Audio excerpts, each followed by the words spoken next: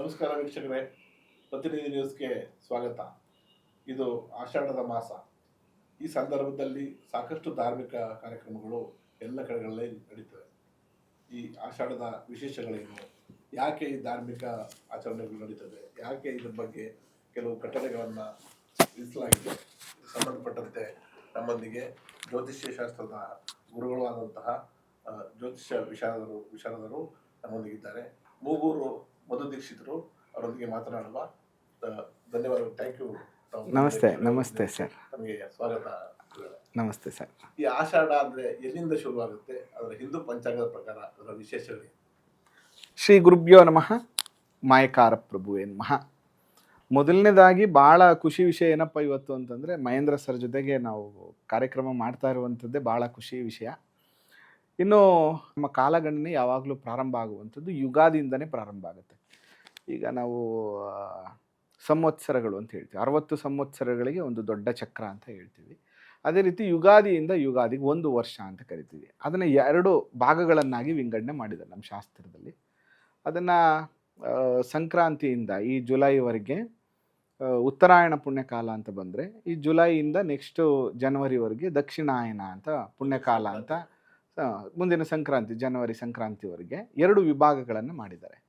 ಇದು ಕಾಲಗಣನೆಯ ಆರಂಭದ ಯುಗದ 2 ಭಾಗಗಳು. ಇನ್ನು ಮಾಸಗಳು ಅಂತ ಬಂದಾಗ ಯುಗಾದಿಯಿಂದನೇ ಪ್ರಾರಂಭ ಆಗುತ್ತೆ. ಅಂದರೆ ಯುಗಾದಿಯ ಅಮಾವಾಸ್ಯೆ ಅಂತ ಏನು ಕರಿತೀವಿ, ಅಲ್ಲಿಂದ ನಮಗೆ ಚೈತ್ರ ಮಾಸಾದಿಗಳು ಪ್ರಾರಂಭ ಆಗುತ್ತೆ. ಚೈತ್ರ, ವೈಶಾಖ, ಜ್ಯೇಷ್ಠ, ಆಷಾಢ, ಶ್ರಾವಣ, ಆಶ್ವಯುಜ, ಹೀಗೆ 12 ಮಾಸಗಳ ವಿಂಗಡಣೆಯನ್ನು ನಮ್ಮ ಶಾಸ್ತ್ರದಲ್ಲಿ ಮಾಡಿದ್ದಾರೆ. ಅದೇ ರೀತಿ ಚೈತ್ರ, ವೈಶಾಖ, ಜ್ಯೇಷ್ಠ ಆದಮೇಲೆ ಬರುವ 4ನೇ ಮಾಸವನ್ನು ನಾವು ಆಷಾಢ ಮಾಸ ಅಂತ ಕರಿತೀವಿ. ಇಲ್ಲಿ ಕಾಲಗಣನೆ ಮಾಡುವಾಗ ಭಾಳ ಇಂಟ್ರೆಸ್ಟಿಂಗ್ ವಿಷಯ ಇದೆ ಇದರಲ್ಲಿ. ಹೇಗೆ ಈ ಪ್ರತಿಯೊಂದು ಮಾಸಗಳಿಗೂ ಹೆಸರುಗಳು ಬಂತು ಅಂತ ಬಂದರೆ, ಯಾವ ಮಾಸದ ಅಂದರೆ ಅಮಾವಾಸ್ಯೆಯಿಂದ ನಮಗೆ ಚಾಂದ್ರಮಾನ ಅಂತ ಕರಿತೀವಿ.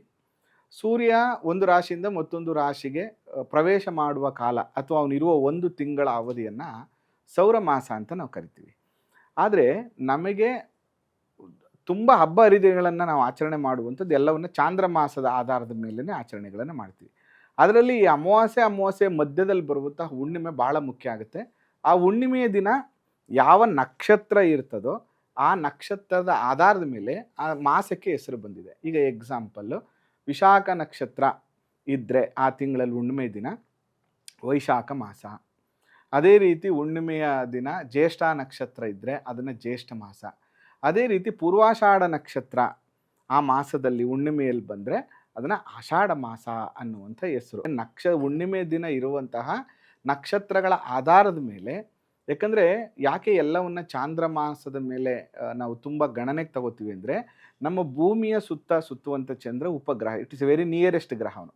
ಅದಕ್ಕೆ ಅವನು ನಮ್ಮ ಮನಸ್ಸಿನ ಮೇಲೆ ತುಂಬ ಬೇಗ ಪರಿಣಾಮವನ್ನು ಬೀರ್ತಾನೆ ಅನ್ನುವಂಥ ಉದ್ದೇಶದಿಂದ ಪ್ರತಿಯೊಂದು ವಿಚಾರವನ್ನು ಕೂಡ ನಾವು ಚಂದ್ರನ ಆಧಾರದ ಮೇಲೆ ಕಾಲಗಣನೆಯನ್ನು ಬೇಗ ಜಾಸ್ತಿ ತಗೋತೀವಿ.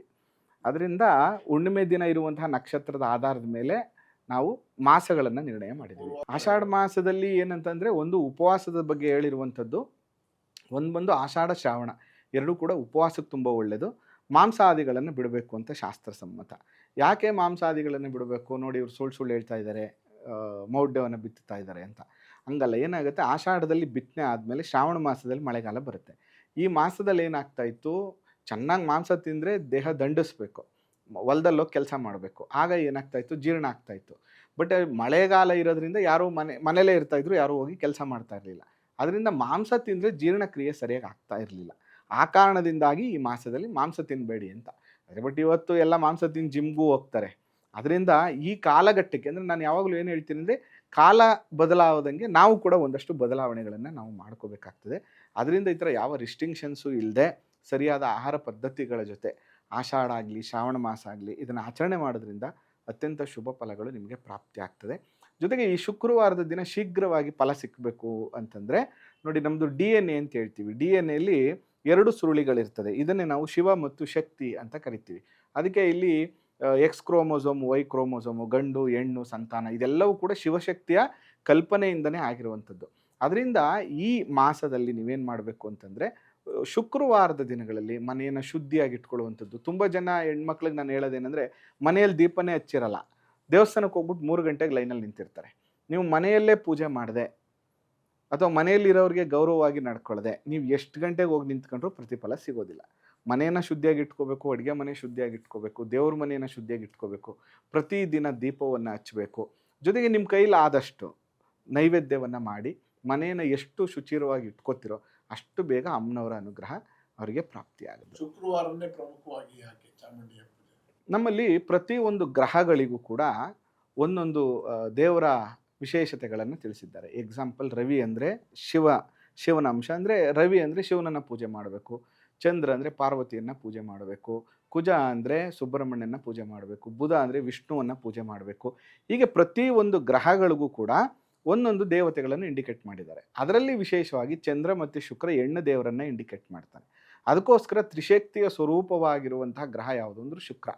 ಅದಕ್ಕೆ ಕಾಲಗಣನೆಯಲ್ಲಿ ಓರಾಶಾಸ್ತ್ರ ಅಂತ ಕರಿತೀವಿ.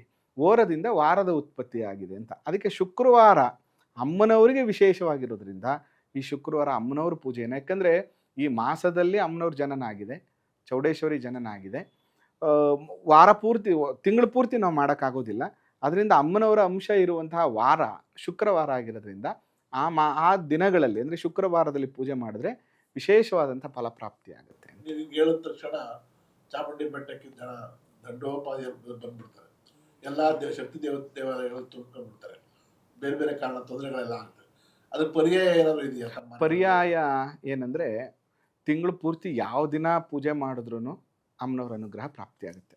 ನೀವು ಅನುಕೂಲ ಮಾಡ್ಕೊಂಡು ಹೋಗಿ ಶುಕ್ರವಾರನೇ ಹೋದ್ರೂ ಮಾತ್ರ ನಿಮ್ಗೆ ಒಳ್ಳೇದಾಗತ್ತೆ ಅನ್ನುವಂಥದ್ದು ಕೂಡ ಶಾಸ್ತ್ರಸಮ್ಮತವಲ್ಲ. ಶುಕ್ರವಾರ ವಿಶೇಷ ಅಮ್ಮನವರು ಪೂಜೆ ಮಾಡೋದು ಶುಭ ಫಲ ಅಷ್ಟೇ. ಅದರಿಂದ ಒಂದೇ ದಿನ ನೋಡಬೇಕು ಅನ್ನೋದಕ್ಕಿಂತ ಹೆಚ್ಚಾಗಿ ತಿಂಗಳು ಪೂರ್ತಿ ನೀವು ನೋಡೋದ್ರಿಂದ ರಶು ಕಮ್ಮಿ ಆಗುತ್ತೆ, ಅಮ್ಮನವರ ಅನುಗ್ರಹನೂ ಪ್ರಾಪ್ತಿಯಾಗುತ್ತೆ. ಪಂಚಾಂಗ ಅಂದ್ರೇ ನೇಚರ್ ಕಾಲಗಣನೆ, ಅಂದರೆ ಪ್ರಕೃತಿಯ ಕಾಲಗಣನೆಯನ್ನೇ ನಾವು ಪಂಚಾಂಗ ಅಂತ ಮಾಡಿರುವಂಥದ್ದು. ನಾವು ಏನು ಅನ್ಕೊಬಿಡ್ತೀವಿ, ಪಂಚಾಂಗ ಅಂದ ತಕ್ಷಣ ಶಾಸ್ತ್ರ ಕೇಳೋದು, ಪರಿಹಾರ ಕೇಳೋದು, ದೇವಸ್ಥಾನಕ್ಕೆ ಹೋಗೋದು ಅನ್ಕೊಬಿಡ್ತೀವಿ. ಹಂಗಲ್ಲ. ಸೀಸನ್, ಈಗ ನೋಡಿ ಆಷಾಢ ಅಂದ ತಕ್ಷಣವೇ 2 ಮಾಸಗಳಿಗೆ ಒಂದೊಂದು ಋತುವನ್ನು ನಮಗೆ ನಿರ್ಣಯ ಮಾಡಿದ್ದಾರೆ. ಅದೇ ರೀತಿ ಈಗ ನೋಡಿ ಆಷಾಢ ಮಾಸದ ತಕ್ಷಣ ನಮಗೆ ಗಾಳಿ ಕಾಲ, ಶ್ರಾವಣ ಮಾಸ ಬಂದ ತಕ್ಷಣ ಚಳಿಗಾಲ. ಇದಕ್ಕೊಂದು ಭಾಳ ಇಂಟ್ರೆಸ್ಟಿಂಗ್ ವಿಷಯ ಅಂದರೆ, ನಮ್ಮ ಹಿರಿಯರು ಎಷ್ಟು ಅದ್ಭುತವಾದಂತಹ ಅಡ್ವಾನ್ಸ್ಡ್ ಆಗಿದ್ದರು ಅಂದರೆ, ಉತ್ತರಾಯಣ ಪುಣ್ಯಕಾಲ ತುಂಬ ಒಳ್ಳೆಯದು, ಎಲ್ಲ ಕೆಲಸ ಕಾರ್ಯಗಳಿಗೆ ಒಳ್ಳೆಯದು. ಅದು ಶುಭ ಕಾರ್ಯ ಇರ್ಬೋದು, ಮದುವೆ ಇರ್ಬೋದು, ಎಲ್ಲದಕ್ಕೂ. ಆದರೆ ದಕ್ಷಿಣಾಯನ ಅಷ್ಟೊಂದು ಶುಭ ಅಲ್ಲ. ಅಂದರೆ ಆಷಾಢದಿಂದ ನೆಕ್ಸ್ಟ್ ಸಂಕ್ರಾಂತಿವರೆಗೆ ಅಷ್ಟೊಂದು ಒಳ್ಳೆ ಕಾಲ ಅಲ್ಲ ಇದು ಅನ್ನುವಂಥದ್ದು ಪ್ರಚಲಿತ ಇದೆ. ಅದಕ್ಕೆ ಎಲ್ಲರೂ ಏನು ಮಾಡ್ತಾರೆ, ಆದಷ್ಟು ಸಂಕ್ರಾಂತಿ ಹಬ್ಬ ಆದಮೇಲೆ ಒಳ್ಳೇದು ಕಣಪ್ಪ, ಆ ಟೈಮಲ್ಲಿ ಮದುವೆ ಮಾಡೋಣ, ಗೃಹಪ್ರವೇಶ ಮಾಡೋಣ ಅಂತಾರೆ. ಬಟ್ ಅದು ಹಂಗಲ್ಲ. ಅವ್ರು ಯಾಕೆ ಹಿಂಗೆ ಮಾಡಿದ್ದಾರೆ ಅಂದರೆ, ಯಾವಾಗ ನಿಮಗೆ ಉತ್ತರಾಯಣ ಪ್ರಾರಂಭ ಆಗುತ್ತೋ ಮುಂದಿನ 6 ತಿಂಗಳುಗಳ ಕಾಲ ಬಿಸಿಲು ಜಾಸ್ತಿ ಆಗುತ್ತೆ. ಅಂದರೆ ಮಳೆಗಾಲ ಇರೋದಿಲ್ಲ. ನೀವು ಓಡಾಡಲಿಕ್ಕೆ, ಟ್ರಾವೆಲ್ ಮಾಡಲಿಕ್ಕೆ, ಕೆಲಸ ಕಾರ್ಯಗಳು ಮಾಡಲಿಕ್ಕೆ ತುಂಬ ಅನುಕೂಲ ಇರುತ್ತೆ ನೇಚರು. ಆದರೆ ಆಷಾಢ ಆದಮೇಲೆ 6 ತಿಂಗಳು ದಕ್ಷಿಣಾಯನ ಮಾಡಬೇಡಿ ಅಂತ ಯಾಕೆ ಹೇಳಿದ್ರು ಅಂದರೆ, ಆಷಾಢದಲ್ಲಿ ಗಾಳಿ ಮಾಸ, ಅದಾದ ತಕ್ಷಣ ನೆಕ್ಸ್ಟು ಮಳೆಗಾಲ, ಅದಾದಮೇಲೆ ಭಾದ್ರಪದ ಪಿತೃಪಕ್ಷ ಚಳಿಗಾಲ, ಅದಾದ ತಕ್ಷಣ ನಿಮಗೆ ಧನುರ್ಮಾಸ ಚಳಿಗಾಲ ಬಂದ್ಬಿಡುತ್ತೆ. ಈ ಇಷ್ಟು ತಿಂಗಳುಗಳಲ್ಲಿ ನಿಮಗೆ ಅನ್ಕಂಫರ್ಟಬಲ್ ಯಾವುದೇ ಶುಭ ಕಾರ್ಯಗಳನ್ನು ಮಾಡಲಿಕ್ಕೆ.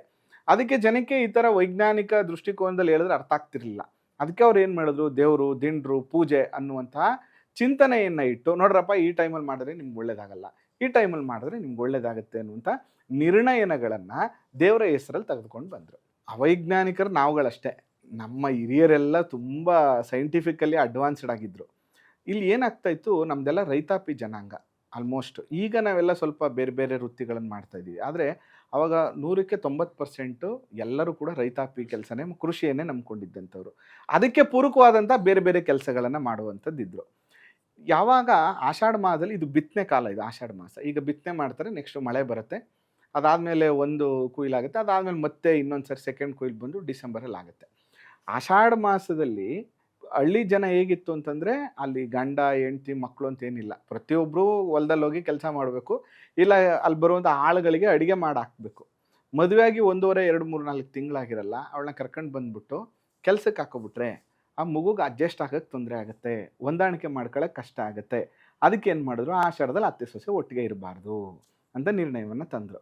ಆಗೇನಾಗುತ್ತೆ, ಅವಳು ತಾಯಿ ಮನೆಗೆ ಹೋದರೆ ಅವಳು ಮತ್ತೆ ಒಂದು ಗೌರಿ ಹಬ್ಬ ನೆಕ್ಸ್ಟ್ ಶ್ರಾವಣ ಬರೋದ್ರೊಳಗಡೆ 1 ತಿಂಗಳು ಈ ವಾತಾವರಣ ಎಲ್ಲ ಚೇಂಜ್ ಆಗಿರುತ್ತೆ, ಬಂದರೆ ಅಡ್ಜಸ್ಟ್ ಆಗೋಕ್ಕೆ ಅನುಕೂಲ ಆಗುತ್ತೆ ಅಂತ.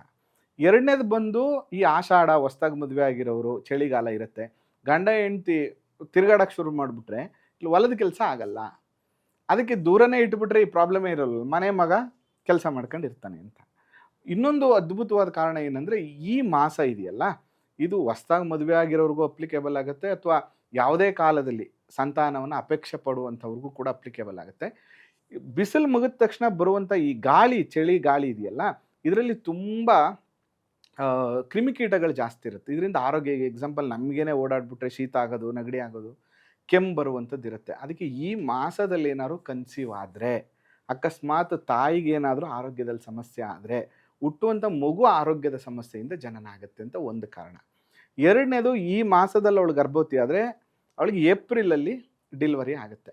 ಆ ಸಮಯದಲ್ಲಿ ಬಿಸಿಲು ತಾಪಮಾನ ಜಾಸ್ತಿ ಇರುತ್ತೆ, ತಾಯಿಗೆ ಮಗುಗೆ ತೊಂದರೆ ಆಗುತ್ತೆ. ಅದಕ್ಕೆ ಒಂದು 2 ಮಂತ್ಸ್, 1.5-2 ತಿಂಗಳು ಪೋಸ್ಟ್ಪೋನ್ ಮಾಡಿದ್ರೆ, ಮುಂದಕ್ಕೆ ಹಾಕಿದ್ರೆ ಈ ವಾತಾವರಣ ಚೇಂಜ್ ಆಗಿರುತ್ತೆ, ಮತ್ತು ಹೊಸ್ದಾಗಿ ಮದುವೆ ಆಗಿರೋರು ಈ ವಾತಾವರಣಕ್ಕೆ ಹೊಂದ್ಕೊಂಡಿರ್ತಾರೆ. ಆ ಕಾರಣಕ್ಕೋಸ್ಕರ ಈ 1 ಮಾಸಗಳನ್ನು ದೂರ ಇಟ್ಟರೆ ಈ ಥರದ್ದೆಲ್ಲವೂ ಕೂಡ ಉಪಯೋಗ ಆಗುತ್ತೆ ಫಿಸಿಕಲಿ, ಮೆಂಟಲಿ ಅನ್ನುವಂಥ ಉದ್ದೇಶದಿಂದ ಈ ಕಾರಣಗಳನ್ನು ಮಾಡಿರುವಂಥದ್ದು. ಧನ್ಯವಾದಗಳು. ಇಷ್ಟೊತ್ತು ನಾವು ಮೂರು ನೋಟಿಸ್ಗಳಿಗೆ ಮಾತುಕತೆ ನಡೆಸಿದ್ವಿ. ಧನ್ಯವಾದಗಳು.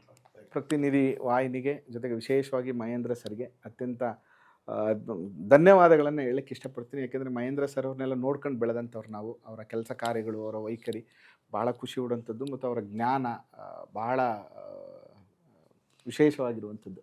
ಇದರಿಂದ ಮತ್ತೊಮ್ಮೆ ನನ್ನನ್ನು ಕರೆದಿದ್ದಕ್ಕೆ ಧನ್ಯವಾದಗಳು ಸರ್. Thank you.